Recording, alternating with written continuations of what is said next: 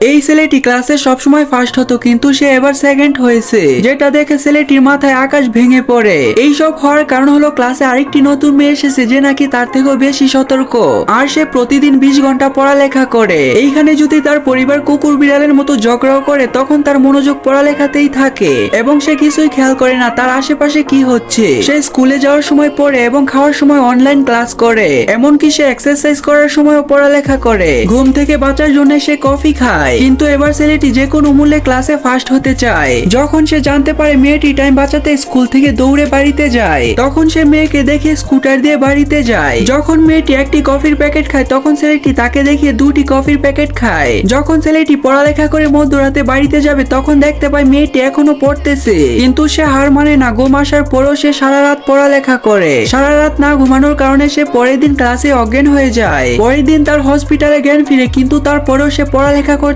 চলে যায়। বন্ধুরা, কে কে পড়ালেখা করো ভিডিওটিতে লাইক করে কমেন্টে জানাও।